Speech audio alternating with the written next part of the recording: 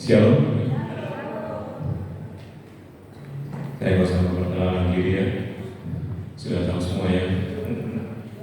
Ya, tiba saatnya bagi saya ya, setelah teman-teman sudah mendahului saya ya. Maksudnya berfirman dahulu ya, yang sudah jago-jago.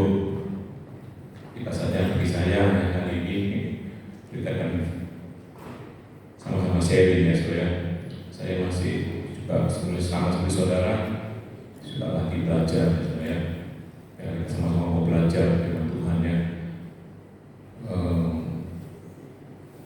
Baik, kita akan ya, PPT-nya. Kemarin saya ditanya sama Julian ya, saudara Julian bilang, oh PPT, pakai apa PPT yang kayak orang biasanya PPT sekarang ya, orang belajaran aja PPT ya. Ini kalau di rumah semalam mungkin ya, istri sama anak saya mau PPT pakai ya. Akhirnya ya kalau saya minta anak saya membuatkan ya, judulnya adalah Fakta Paskah ya. Kita sama-sama baca Lukas 24 ayat 1 sampai 12. Agak panjang ya, saya baca di saudara. Tetapi pagi-pagi benar pada hari pertama minggu itu, mereka pergi ke kubur membawa rempah-rempah yang telah disediakan mereka. Mereka mendapati batu sudah berguling dari kubur itu, dan setelah masuk mereka tidak menemukan mayat Tuhan Yesus. Sementara mereka berdiri termangu-mangu karena hal itu, tiba-tiba ada dua orang berdiri dekat mereka. Mereka memakai pakaian yang berkilau-kilauan. Mereka sangat ketakutan dan menundukkan kepala. Tetapi kedua orang itu berkata kepada mereka, "Mengapa kamu mencari Dia yang hidup di antara orang mati? Ia tidak ada di sini. Ia telah bangkit. Ingatlah apa yang dikatakannya kepada kamu ketika ia masih di Galilea, yaitu bahwa Anak Manusia harus diserahkan ke tangan orang-orang berdosa dan disalibkan, dan akan bangkit pada hari yang ketiga." Maka teringatlah mereka akan perkataan Yesus itu. Dan setelah mereka kembali dari kubur, mereka menceritakan semuanya itu kepada ke-11 murid dan kepada semua saudara yang lain. Perempuan-perempuan itu ialah Maria dari Magdala dan Yohana dan Maria ibu Yakobus, dan perempuan-perempuan lain juga yang bersama-sama dengan mereka memberitahukan kepada rasul-rasul. Tetapi bagi mereka perkataan-perkataan itu seakan-akan omong kosong, dan mereka tidak percaya kepada perempuan-perempuan itu. Sungguh pun demikian, Petrus bangun lalu cepat-cepat pergi ke kubur. Ketika ia menyenyum ke dalam, ia melihat hanya kain kafan saja. Lalu ia pergi dan ia bertanya dalam hatinya, apa kiranya yang telah terjadi ya? Karena ini masih dalam bulan Paskah ya, jadi saya angkat tema ini ya. Kita ini mengatakan bahwa pada hari ketiga ya, hari Minggu ya, setelah Sabat ya, saya nggak perlu menceritakan ya kenapa waktu Jumat ke Sabtu 3 hari. Minggu lalu sudah dijelaskan oleh Pak Bambang ya. Pada hari Minggu itu pagi-pagi benar perempuan ini ingin menjemput kubur Tuhan Yesus gitu ya. Tapi ketika sampai di tempatnya itu mereka kaget ya. Loh, kok pintunya nggak terbuka ya? Itu ya, kayak gambar itu ya. Saya belum pernah ke Israel. Apakah memang sebesar itu pintunya? Saya ada melihat yang agak kecil ya. Ini kok besar gitu ya. Mungkin beda-beda ya sebenarnya. Nah, ketika mereka melihat ke dalam kosong gitu ya. Lalu waktu itu tiba-tiba cering gitu ya. Ada dua orang malaikat gitu ya, mungkin seperti itu ya. Kayak gambarnya ya. Sebenarnya ada orang yang berkilau-kilau. Lalu diberikan, kenapa kamu mencari gitu ya, yang sudah bangkit gitu ya. Lalu setelah itu dengan ketakutan akhirnya cewek-cewek ini cerita ya pada rasul-rasul gitu ya, murid Yesus ya, ada 11 ya, dan juga ada beberapa murid yang lain. Apa tanggapan murid-murid ini? Oh, mereka ngomong pada itu kayak ngomong kosong ya. Mereka nggak percaya sebenarnya. Padahal kita tahu ya, murid-murid ini sudah bersama Yesus 3,5 tahun ya. Bahkan sebelumnya kan Tuhan Yesus sudah menceritakan ya, sudah memberikan sinyal-sinyal gitu ya. Ya, kalau pas sekalian, Yesus itu sudah spoiler ya saudara. Ini ya, Yesus itu sudah memberikan spoiler saudara ya, mengenai kematian dan kebangkitannya gitu ya. Kita baca Matius 26 ayat 2, waduh kecilnya. Kamu tahu bahwa 2 hari lagi akan dirayakan Paskah, maka Anak Manusia akan diserahkan untuk disalibkan. Lalu Matius 26 ayat 21, dan ketika mereka sedang makan, ia berkata, aku berkata kepadamu, sesungguhnya seorang di antara kamu akan menyerahkan aku. Lalu ketika ini Matius 26 ayat 31 sampai 32, maka berkata Yesus kepada mereka, malam ini kamu semua akan tergoncang imanmu karena aku, sebab ada tertulis, aku akan membunuh gembala dan kawanan domba akan tercerai berai. Akan tetapi sesudah aku bangkit, aku akan mendahului kamu ke Galilea. Nah, ini bocoran dari Tuhan Yesus sebenarnya. Kenapa kok murid-murid sudah bersama Tuhan Yesus, mereka sudah melihat segala mujizat-mujizat yang dilakukan, kok mereka masih tidak percaya sebenarnya?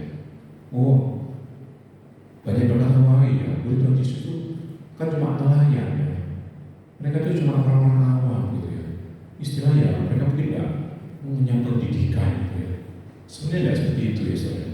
Pada zaman Tuhan Yesus ini, bangsa Yahudi ini sebagai pengetahuan aja ya, karena agak keluar sedikit ya. Ada seperti kita dulu itu wajib belajar ya.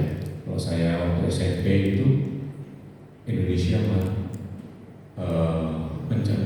mencanakan ya, wajib belajar waktu itu hanya 6 tahun, jadi cuma SD saja ya. Lalu berkembang 9 tahun, lalu 12 tahun ya. Begitu juga dengan di bangsa Yahudi ya. Bangsa ini bangsa pilihan. Waktu zaman Tuhan Yesus juga mereka itu ada wajib belajar ya. Ada 4 tahap ya saudara ya. Ini saya juga melihat ya. Kalau dulu kan kita sekolah mingguan murid Tuhan Yesus itu semua pelayan-pelayan ya sederhana gitu ya. Mungkin kurang pendidikannya. Ternyata tidak saudara. Mereka itu dari umur 5 tahun gitu.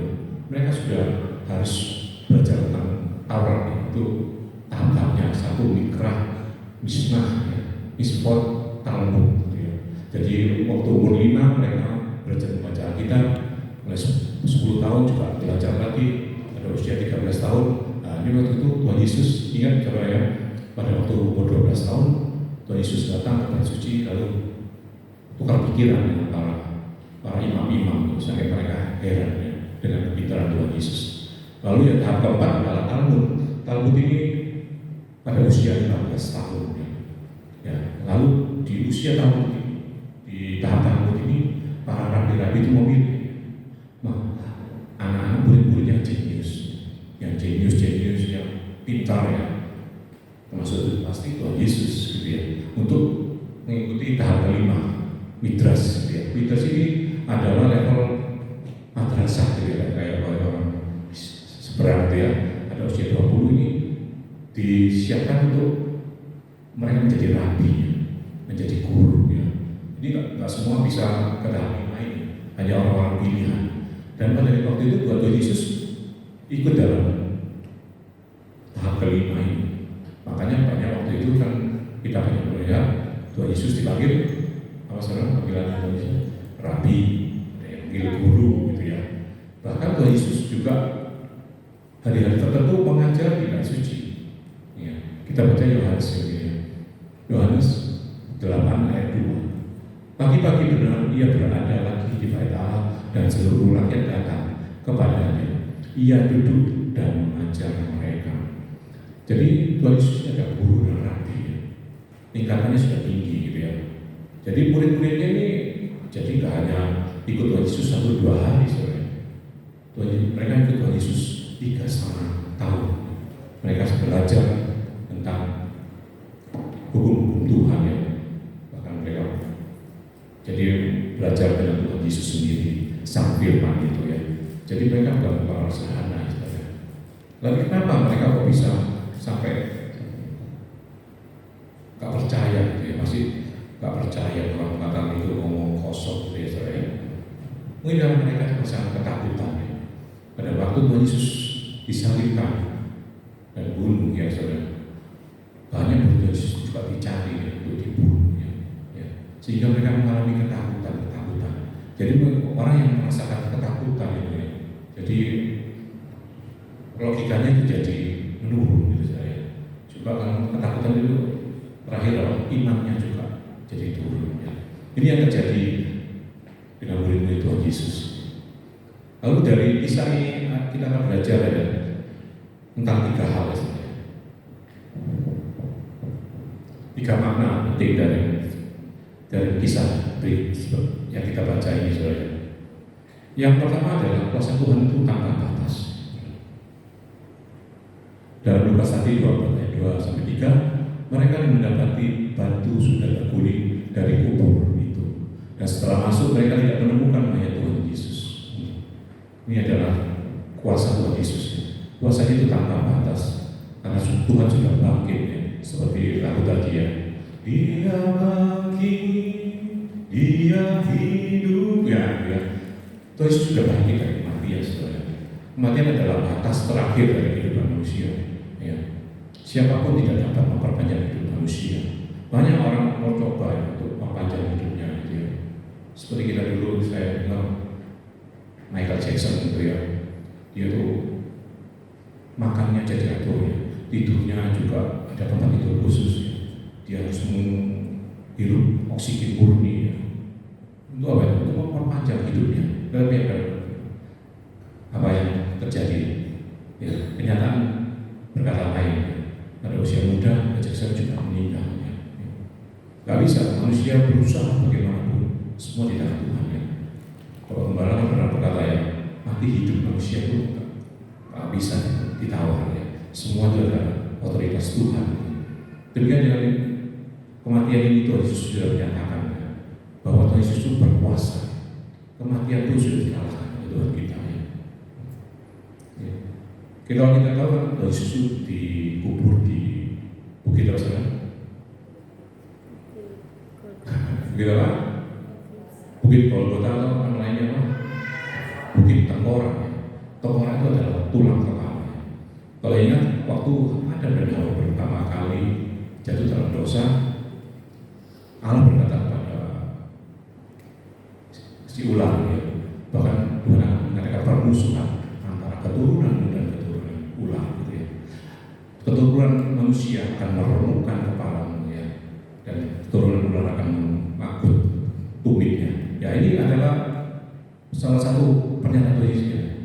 Jadi Tuhan Yesus itu waktu disalibkan di Bukit Tengkorak, jadi salibnya itu tertancap ya, menghujam Bukit Tengkorak. Jadi menghancurkan Tengkorak ini merupakan juga pengenalan firman Tuhan ya. Jadi kuasa Tuhan juga menghancurkan kuasa jahat ya. Kuasa maut telah dihancurkan oleh Tuhan ya. Jadi manusia itu hanya bisa berusaha ya. Juga dengan kelahirannya manusia berusaha ya. Ada orang namanya program bayi tabung gitu ya. Untuk karena nggak bisa memperoleh anak, manusia berusaha. Jadi karena perangkatan bayi tabung. Bayi tabung pun dokter di Surabaya mengatakan hanya 20-30% berhasil. Ya, berhasilannya sangat minim ya. Itu terjadi bisa berhasil juga karena pasti karena izin dari Tuhan ya. Jadi Tuhan kita itu maha kuasa ya. Apapun keadaan kita sekarang ya, walaupun kita ini seperti saya hitam begini ya saya ya, apapun keadaan fisik kita ini kita harus berbangga ya. Kita ini adalah survival ya. Apa ya survival? Ya. Kita ini dari jutaan sel sperma hanya satu yang bisa survive menuju ke ovum ya, dan menjadi kita. Jadi kejadian kita ini ajaib sungguh ya. Sungguh dahsyat gitu ya. Jadi apapun kita ya, jangan pernah minder sebenarnya. Ya, jangan pernah takut. Kita ini anak Tuhan ya. Kita memiliki Allah yang maha kuasa yang telah mengalahkan segala hal ya. Bahkan maut pun sudah dikalahkan. Apalagi coba cicilan panci ya coba ya. Cicilan gitu ya. Jangan sampai saudara sedih gitu ya. Pasti Tuhan sanggup ya. Amin. Aminnya kok gitu. sambil garuk-garuk. Ya, ya, ini adalah ada sebuah joke yang ini joke bapak-bapak ya. Joke, ya, ada seorang suami gitu ya bersama istrinya dan mertuanya ya, cewek, mertua cewek pergi berlibur, ya. Pergi berlibur ke Israel. Ya, setelah berlibur tanpa atau sebabnya tiba-tiba ini sang mertua ini meninggal di tanah suci ya. Israel jalan meninggal. Lalu akhirnya diuruslah ya untuk pemakamannya. Lalu diberitahu sama sang suaminya, kalau mau dikuburkan, kalau dipulangkan ke Indonesia ya, umpamanya membutuhkan $5.000. Sedangkan kalau dikuburkan di sini murah aja, $1 atau $50 gitu ya. Bukan jauh ya. Oh ya, lalu akhirnya suami ini berpikir sebentar. Akhirnya dia memutuskan, oh ya baiklah, saya putuskan dikirim pulang aja. Ini 5.000, ya tidak apa-apa gitu. Kaget dia yang mengurusnya. Lalu akhirnya yang mengurusnya tanya, kenapa? Kok mau ya mengirim ke Indonesia padahal biayanya mahal. Kalau di sini cuma cepet dolar, gitu ya. Kadang sama masih 5.000, berapa kali lipat gitu ya. Nah, mungkin sangat cinta ya sama mertuanya. Si suami kan bukan begitu ya. 2000 tahun yang lalu ya. Kok saya kan ketawa dulu ya. Belum. 2000 tahun yang lalu seorang yang dikuburkan di sini ya, 3 hari bangkit. Saya nggak mau mengambil resiko besar. Nanti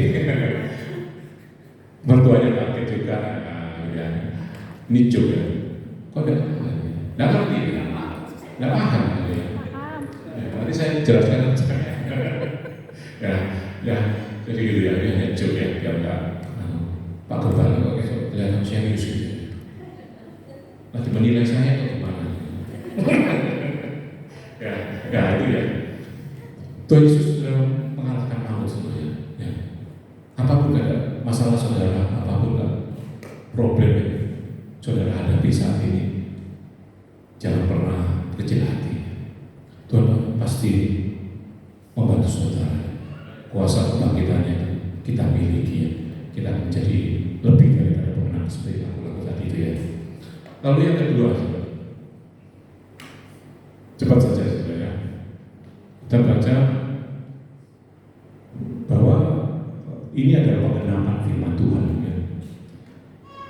Lukas 24 ayat 7-8, yaitu bahwa anak manusia harus diserahkan ke tangan orang-orang berdosa dan disalibkan dan akan bangkit pada hari yang ketiga. Maka teringatlah mereka akan perkataan Yesus itu. Tadi kan kita sudah baca ya waktu saya tampilkan yang spoiler itu ya, Matius 26 ayat berapa itu? Saya tulis ya.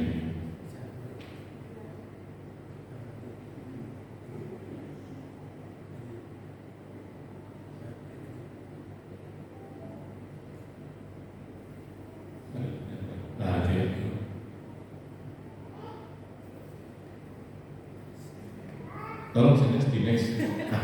Ini ya, Matius 26 ayat 31 dan 32 itu. Tuhan Yesus kan berkata itu pada ayat 32 itu, akan tetapi sesudah aku bangkit, aku akan mendahului kamu di Galilea. Ya. Ini adalah perkataan Tuhan Yesus ya. Ini adalah penggenapan dari janji-janji Tuhan. Alkitab adalah firman yang benar dan bukan kebohongan. Kitab yang akan terjadi, penggenapan firman-Nya pasti akan terjadi. Kalau kita tahu akhirnya ini keadaan Timur Tengah semakin memanas ya. Di kitab Wahyu dikatakan bahwa akhirnya zaman akan ada perang Gog dan Magog gitu ya. Nanti kita minta Bapak Gembala untuk menjelaskan tentang ini ya, bahwa nanti di Timur Tengah itu akan memanas ya. Akan ada 2 kekuatan besar yang akan berperang dengan bangsa Israel, yaitu yang diraih oleh Iran sama Rusia. Iran dan Rusia ini kan dari bangsa Turk, Persia pada dulu ya. Dan dua kekuatan ini akan menyerang bangsa Israel, dan itu akan terjadi perang besar, perang yang namanya Armageddon, gitu ya. Nah, itu semua ada saudara, dan penggenapan itu satu persatu akan digenapi. Firman Allah ini semuanya pasti akan terjadi ya. Kita nggak pernah khawatir saudara akan hidup kita. Allah berbicara mengenai penggenapan firman Tuhan dalam hidup kita. Dia sudah menubuatkan, dia pasti akan menggenapinya. Pada itu Tuhan Yesus juga pernah diolok-olok ya, pada waktu disalib. Hai engkau yang pada Matius 27 ayat 40 ya. Hai engkau yang mau merubuhkan bait suci dan mau membangunnya kembali dalam 3 hari, selamatkanlah dirimu. Ya, mereka lupa. Mereka kira bait suci yang Tuhan maksud itu adalah bangunan, padahal yang dimaksud adalah dirinya sendiri ya. Seperti bahwa Tuhan Yesus akan mati setelah 3 hari dan akan bangkit ya. Karena firman Tuhan itu ya dan amin. Dalam Matius 18 ayat 18 dikatakan bahwa sesungguhnya apa yang kamu ikat di dunia akan terikat di surga, dan apa yang kamu lepaskan di dunia ini akan terlepas di surga. Apapun beban-beban yang berat yang saudara hadapi saat ini, mari kita lepaskan semuanya ya, supaya kita dapat beribadah kepada Tuhan itu dengan bebas gitu ya. Jadi kita dapat menyembah Dia dengan hati yang luas gitu ya, hati yang lapang ya, bebas dari segala belenggu dosa gitu ya. Percayalah bahwa ketika kita lepaskan ya, God will make a way. Tuhan akan membuat jalan bagi kita. Firman-Nya ya dan amin. Tapi kalau kita tidak mau, kita berkeras hati, tidak mau melepaskan, maka kita akan terikat terus ya. Tuhan katakan lepaskan gitu ya. Lalu yang ketiga, cepat saja ya, kebangkitan Tuhan itu ditawarkan kepada semua orang. Kita baca Lukas 24 ayat 10 sampai 12. Perempuan-perempuan itu ialah Maria dan dari Magdala dan Yohana dan Maria ibunya Yakobus dan perempuan-perempuan lain juga yang bersama-sama dengan mereka berbicara kepada rasul-rasul. Tetapi bagi mereka perkataan-perkataan itu seakan-akan omong kosong, dan mereka tidak percaya kepada perempuan-perempuan itu. Sungguh demikian, Petrus bangun lalu cepat-cepat pergi ke kubur itu. Ketika ia menjenguk ke dalam, ia melihat bahwa kain kafan cacat. Lalu ia pergi dan ia bertanya dalam hatinya, apa kiranya yang telah terjadi? Ya. Murid-murid semua diberitahu ya tentang hal yang sama, bahwa kubur Tuhan Yesus telah kosong dan Tuhan Yesus telah bangkit. Tapi sebagai murid-murid berkata bahwa itu hanya omong kosong dan hanya itu saja yang bangkit lalu pergi ke kubur. Dalam setiap orang ditawarkan pemberitaan yang sama. Setiap murid diberitakan hal yang sama, tetapi hanya satu Petrus yang pergi cepat-cepat ke kubur itu. Berita salib ini adalah berita keselamatan ya saudara. Tidak hanya untuk golongan tertentu, tetapi semua diberitakan berita keselamatan. Tetapi yang menerima keselamatan hanya yang mendengar dan percaya. Keselamatan ini ya memang anugerah ya. Juga adalah mujizat ya. Siapa yang merespon baru akan mengalami. Yang tidak percaya mujizat, jangan bermimpi sudah mengalami mujizat itu.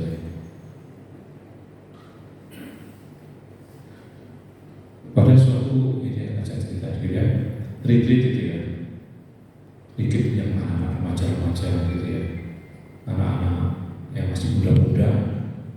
Suatu saat sang moderator ini membawa 2 silver queen kayak biasa Julian gitu ya. Waktu pergi 2, lalu tanpa ada apapun mereka menawarkan, siapa yang mau gitu ya, semuanya mau gitu ya, saya gitu ya, silakan maju Bang. Namanya anak-anak yang pikirannya selalu kritis, wah mosok ya dikasih gratis ya, pasti ada kayak kita semua kemis mau ada bintangnya, secara ketentuan berlaku gitu ya, pasti ada apa disuruh apa, suruh nyanyi lah, suruh apa gitu ya. mereka berkasakus sendiri, wah pasti mosok kayak gratis ya gitu ya. Jadi semuanya yang datang mau tapi suruh maju, nggak ada, nggak ada yang maju ya. Akhirnya ada 2 orang yang maju, dan benar coklat itu diberikan kepada mereka dengan gratis tanpa syarat gitu ya. Demikian dengan keselamatan ini sebenarnya. Keselamatan berita ini diterima ya. Katakan dalam beritakan ya, selama ini kepada segala penjuru dunia. Tapi tak semua orang yang mendengar itu dapat menerima, seperti murid-murid kebanyakan ini ya, mereka nggak percaya gitu ya. Tapi Petrus tentang iman yang dia percaya gitu ya. Kalau kita mau merespon, kita mau percaya kuasa yang kita alami, itu terus manusia diberikan kehendak bebas ya, free will gitu ya. Saudara bisa melakukan apapun, Tuhan nggak apa-apa. Tapi resiko yang akan kita lakukan kita harus tanggung sendiri. Demikian dengan juga keselamatan, Tuhan sudah memberitahu kepada kita. Siapa yang merespon? Siapa mau menerima dengan hati yang penuh ucapan syukur? Kita ini adalah pilihan sebenarnya. Gak semua orang bisa ya. Bahkan ada seorang pendeta pun yang bahkan meninggalkan agama yang berbicara. Ya, mereka yang sudah mengerti firman, tetapi bisa mudah meninggalkan, bahkan berkuah-kuah yang menjadikan agama kita. Banyak ya. Tuhan katakan apa? Banyak yang dipanggil, Pak. Sedikit yang dipilih. Kita mau menjadi yang mana saja? Kita hanya mau dipanggil aja, apa mau dipilih juga? Tuhan sudah menyediakan tempat yang terindah bagi kita. Maka dari itu, mari kita respon firman dengan baik. Sebagai penutup kita baca Yohanes 3 ayat 11. Karena begitu besar kasih Allah dunia ini, sehingga Dia mengaruniakan anaknya yang tunggal, supaya setiap orang yang percaya kepadanya tidak binasa, melainkan beroleh hidup yang kekal. Ya, sudah sampai sini firman Tuhan. Saya kembalikan kepada saudara Bapak Ketua, Bapak Junior.